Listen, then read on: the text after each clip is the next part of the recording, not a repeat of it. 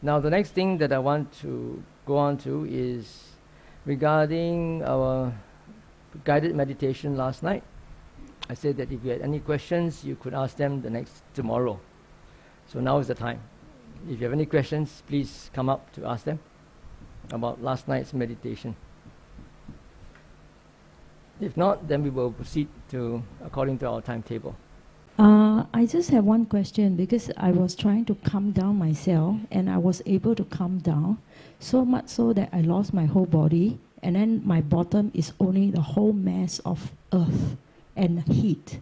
And whereas from my shoulder and my hands a bit up, it's all air, a lot of air, vibration, basically tiny little vibration. So I was noting that, for quite a long time, just see the vibration and all that. When was that? Was that after? That was before, much before you guided us into looking into the head hair. So when the minute you mentioned you want to guide us with the head hair, the image of the head hair appears quite sharply. I can see the head hair. Then you ask we all to locate the head portion and remove the head hair. I wasn't able for a long time. I was trying to figure out this head hair image, where to remove from my body. And it take a long time for me to sort of cool down the vibration and to locate finally the upper part, but not quite sure the skull. And finally, I have to kind of switch and a different set of meditation. I have to disconnect that. Then, I can locate now my skull, my head part, the body image come up. So I remove. So one by one I remove. That time, at the initial stage, is like not removing from my body. It's like I'm seeing something being removed. But after removing a few items, by the time I think skin and then the flesh, so I was already a bit problem, like in great suffering already. Why? I don't know. It's just something is already wrong. I don't know how to describe. I can't feel that sensation. What is that? Is wrong. So by the time you mentioned about the air tract and the lungs, I feel suffering and suffocated, and I cannot continue. But anyway, I note that sensation quite vigorously. It's like I feel the whole mass, because from the air I locate into my body. Then subsequently, the whole mass is already wrong.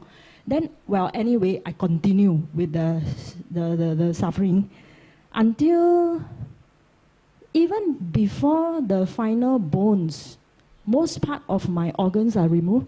I feel so light. So I'm already floating somewhere with the skeleton, that part. Then when you say you drop it on the floor, I try very hard. I cannot drop because the force is so strong. I'm already, without organs, I'm so light. So I don't know. Then I have to switch to another set. I drop that skeleton thing. Then, okay, afresh. Now skeleton is on the floor. So I can't figure out why like that. Yeah, that's my question. That's just the nature of the mind. Yeah.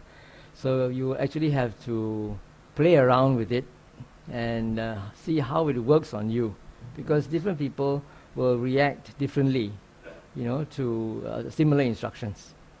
Right? So the most important thing is remember to look at the cause. Why? Remember the other day I was reading this sutta regarding Bhante Aggacitta. He had some problems during his meditation, and he asked the Buddha, and he said he could not penetrate the nimitta.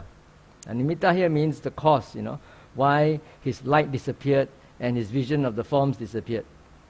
So the Buddha said that, well, even when the Buddha was still a bodhisattva, he was not yet enlightened, he encountered similar problems.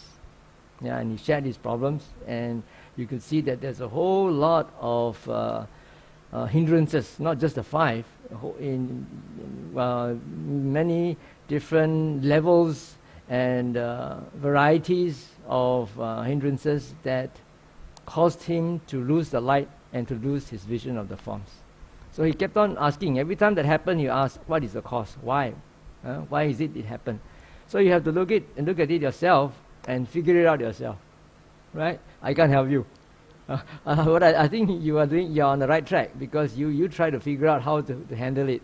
Okay, so that's the most important thing, to always question, look into the cause of why things happen, because there's no one there doing anything. It's just causes and conditions, conditioning causes and conditions, right? So if you look into causes and conditions, then you might be able to manipulate the causes and conditions. Okay, so I hope that answers the question. Okay, anyone else? Yes, please. No. Yeah, come.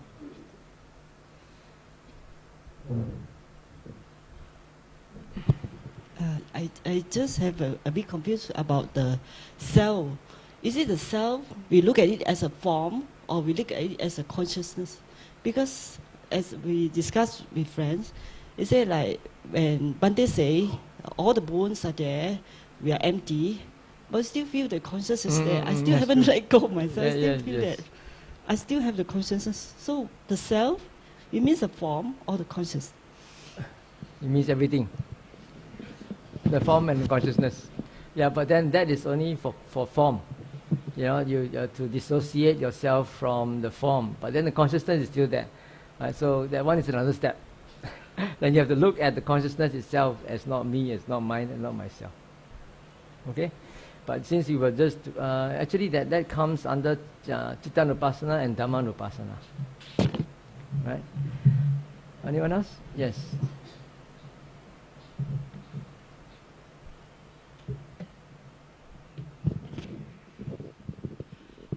Bhante, I find the exercise, last night's exercise, is probably good for people who can visualize very well. For me, I'm not very good at visualization, so I have challenges. I would say challenges visualizing those things. So what I did was I just put in the thought. Yeah, okay, removing the hair. This is, but it's just a thought. There's no vision. No vision. Yeah. Then at a certain point, there was some resistance in the mind, because I personally don't like all the bloody and gory stuff.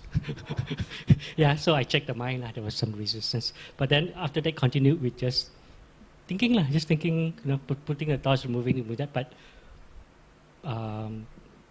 there wasn't much of that dramatic events. Which also reminds me of something else. This is from Ajahn Keng. It also ties in what the sisters mentioned. Because when we imagine the internal organs, it can be quite gory. One advice which Ajahn Keng mentioned was he had some challenges at one point in time. So his teacher asked him to visualize chopping off the different parts of the body. So imagine perception only. After all, it's the same as what the sutta says. Body is not mine. It's anatta. So if they chop, so parts and parts of the body, because then finally the head gets chopped off. So funny, what is that? I think there, right? Might be right. So maybe that is less gory. Okay. Yes. So for those, back to my question, for those who are not good at visualization, how? Don't do, lo. Don't do. Don't do. Oh, yeah. Okay. Do Chittana.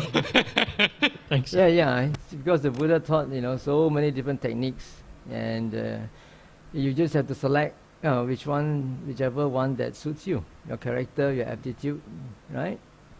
So you don't have to do everything. Okay, anyone else? Yes, please. Bhante, yesterday we contemplate on the body, but I feel like we didn't contemplate on the water elements like the bile, urine, sweat, all this. So we didn't contemplate on that. We didn't. First question. The second question is, when we contemplate on the body parts being removed, after it's heaped in front of us, can we see it as an earth element and just disintegrate into earth element? Yeah, you can. Okay. That's all. Thank you. That's right. You can actually carry it, like I said yesterday, carry it further, like I said yesterday, according to the Thai forest tradition. They actually manipulate that image to make it disintegrate into the elements. You can also do that, but I did not guide you yesterday. Yesterday was more on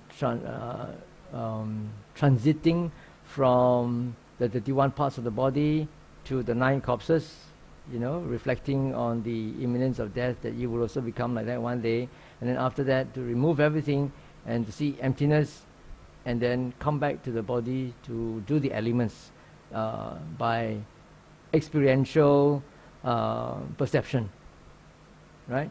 Rather than perceptual experience. That one, the Thai forest traditions way of analyzing the elements are more perceptual in nature rather than experiential. But I'm not saying it's not valid. It's also valid. You can also try that if you want to. Okay, anyone else? Yes, please. Bhante, I have a question regarding the contemplation of the four elements. Whether it is something which is discrete and real, or whether it's just something conceptual.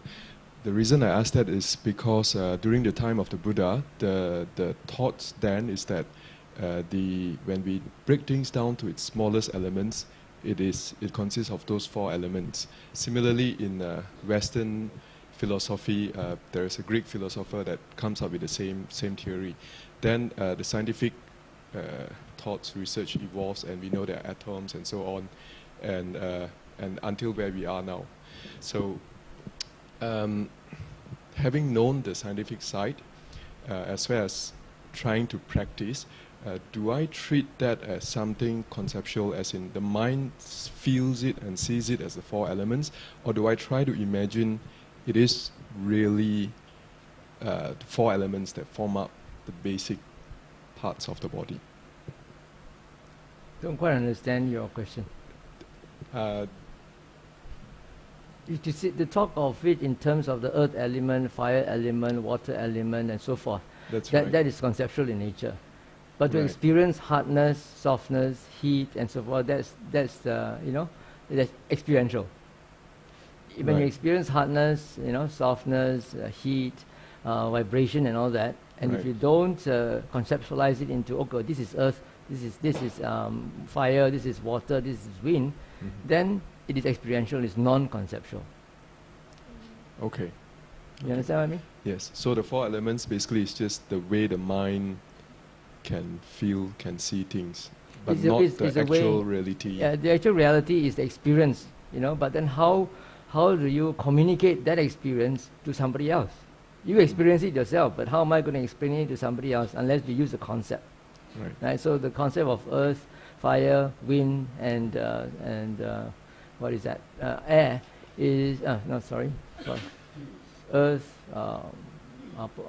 water, fire, and wind is very basic and fundamental to all cultures.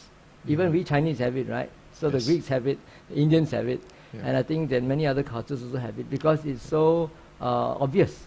These four great elements are so obvious, but it's just a concept that is used to explain and experience. Okay. Having said what I said just now to Brother Lee, I also mentioned earlier that it is also quite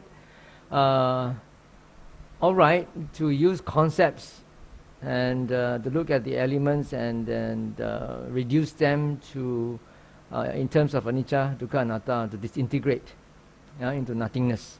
This is what the Thai tradition, this is the method of the Thai tradition, and this is also supported in the, this can also have support from the suttas, like we saw yesterday, when I showed you the slide on the Dhatu Vibhanga Sutta, where the Buddha actually defined the four elements, or rather, two of the four elements according to the 31 parts of the body, right? Not, and then he said, whatever element that is internal or external, all should be viewed as not me, not mine, not me, not myself, according to what has occurred with the right wisdom, right, with right panya. Now, the most important thing is not whether it's a concept or it's an ultimate reality, an experiential reality. The most important thing is to orientate your mind to see things in terms of anicca, dukkha, anatta. Because when we see things through that filter, then it will help us to ease our suffering and eventually be liberated from them. That's the most important thing. Okay. All right, one last question before we move on. Bhante, since Bhante says meditation is quite flexible, my question is, since I'm interested in both meditation and Qigong, so how do I incorporate the two in my meditation practice? Because in Qigong, when you sit down and it's very apparent, you can feel the electricity moving in the body, circulating, and there is, I suppose, the fire and the wind element because it moves and there's heat. And in the practice, you actually disperse the qi towards the universe, and then you collect good qi deep into your body. How do I incorporate the two? Thank you. You cannot really incorporate the two. What you can do is, when you want to do Qigong, you do Qigong. When you do, if you want to do a Buddhist meditation, you look at things in terms of anicca, dukkha, anatta, and you don't try to, direct the qi to certain areas. Because in Qigong, you want to direct the qi, right? So there's atta that you're controlling it. So when you want to practice vipassana meditation, you step back and see how things work without trying to control. Okay?